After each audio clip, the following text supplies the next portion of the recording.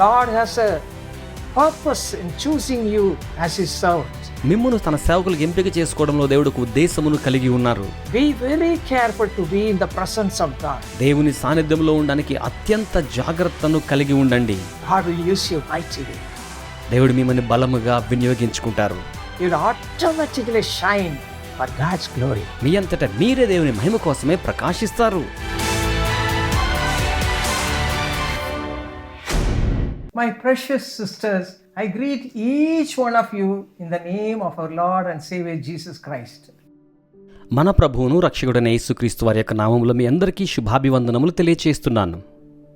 I would like to tell each one of you how you can become a child of God and a servant of A God. రీతిగా మీరు దేవుని సేవకులుగా ఉండగలరు, పరిచర్య చేయగలరు అనే సంగతిని నేను మీకు తెలియచేయాలి అని కోరుతూ ఉన్నాను. 15:16 we read, యోహాను సువార్త 15:16 మనం ఏం Lord చదువుతామంటే, Jesus said, "You did not choose me, but I chose you.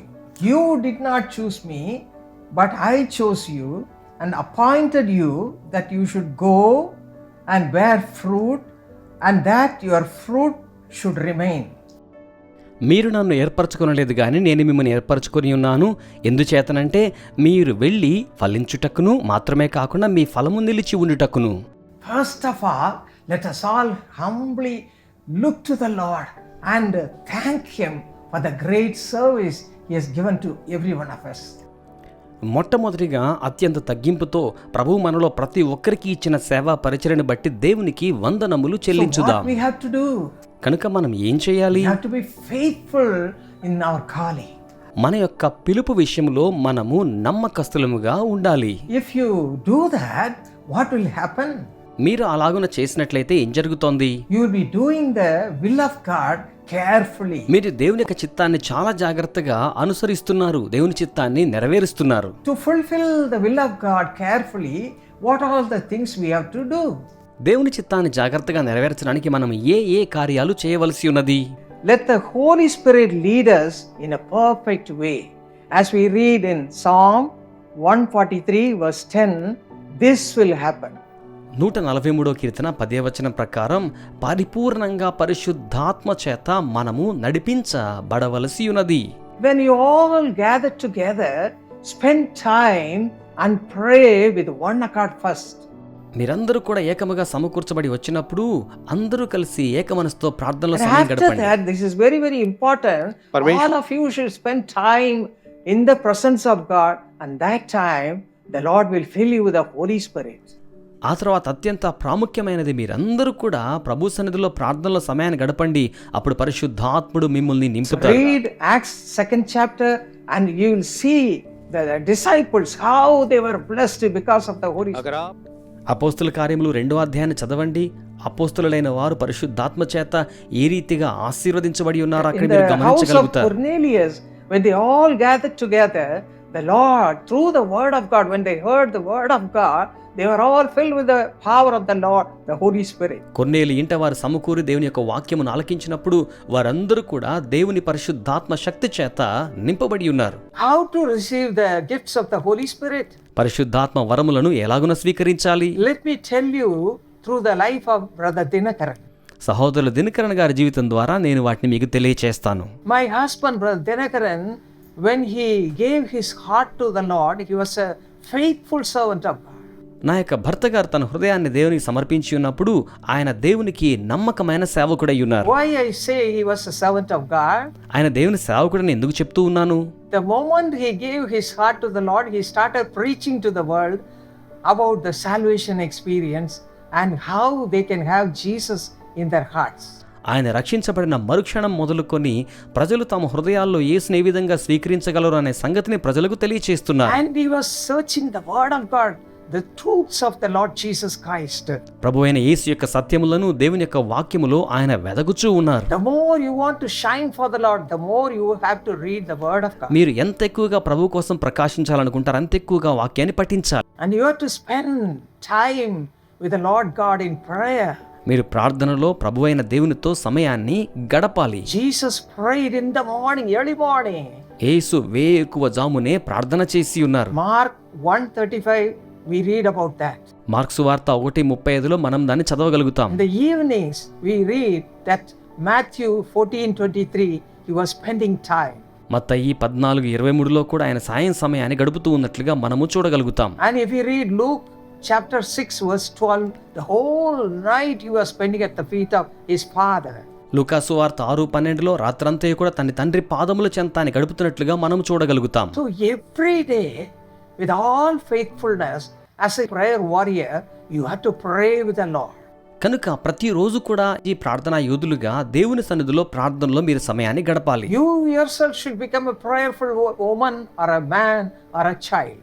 మీకు మీరే స్వయముగా ప్రార్థనా యోధులైన స్త్రీగా, పురుషునిగా లేక చిన్నబిడ్డగా ఉండగలగాలి. Be very careful to be in the presence of God. దేవుని సాన్నిధ్యంలో ఉండడానికి అత్యంత జాగ్రత్తను కలిగి ఉండండి. Then only the Holy Spirit will start working through your ministry. అప్పుడు మాత్రమే పరిశుద్ధాత్ముడు మీ పరిచర్య ద్వారా పనిచేయడాన్ని ప్రారంభిస్తారు. So like that, my husband, Brother Dinakaran, was praying and reading the word of God before going to the office from early morning until he goes to the office.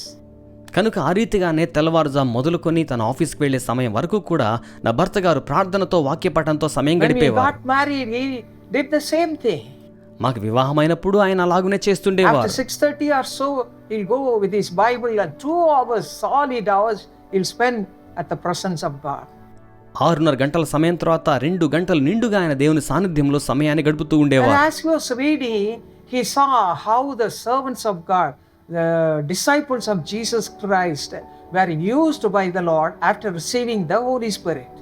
ఆయన లేఖనాలు చదువుతూ ఉన్నప్పుడు పరిశుద్ధాత్మను స్వీకరించాక దేవుని సేవకులైన వారు యేసు యొక్క శిష్యులు ఏ విధంగా కార్యములను జరిగించారో చదివారు. So he started asking the Lord, fill me with the Holy Spirit. కనుక ఆయన ప్రభువుని అడగడం ప్రారంభించారు, నన్ను కూడా పరిశుద్ధాత్మ చేత నింపండి. Unless you fill me, I will not leave you.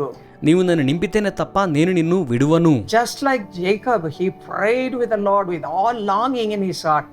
యాకోబు ప్రార్థించినట్లుగా ఆయన కూడా తన హృదయంలో ఎంతో ఎదురు చూపుతో ఆ రీతిగా ప్రార్థించారు. This is how we are to pray, my precious sisters.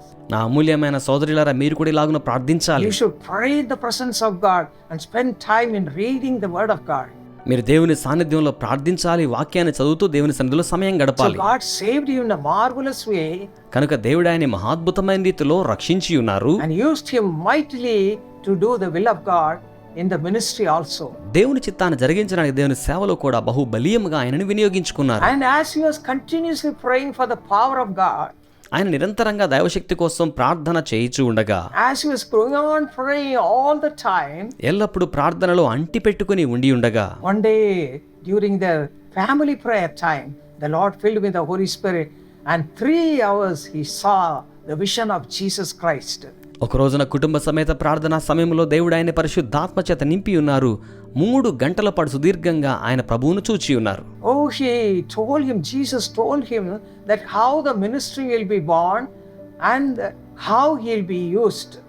సేవా పరిచర్య ఎలాగున ఉద్భవిస్తుందో, దేవుడు ఆయన ఎలాగున వాడుకుంటారో యేసు ఆయన గారితో చెప్పి God ఉన్నారు. was faithful in his calling and he gave us the Jesus calls ministry after that. దేవుడు తన యొక్క పిలుపు విషయంలో నమ్మదగిన వాడిగా ఉండి ఆ తదనంతరం తన యొక్క సేవా పరిచర్యను యేసు పిలుచున్నాడు, మాకు అనుగ్రహించాడు. And after that he said, let me be filled with all the 9 gifts of the Holy Spirit. ఆ తర్వాత ఆయన నేను 9 పరిశుద్ధాత్మ కృపావరముల చేత నింపబడాలి అని కోరుకున్నారు. And one day the Lord gave him a vision. ఒక రోజున ప్రభువు ఆయనకు దర్శనమును అనుగ్రహించారు. He was taken to the heaven before God Almighty.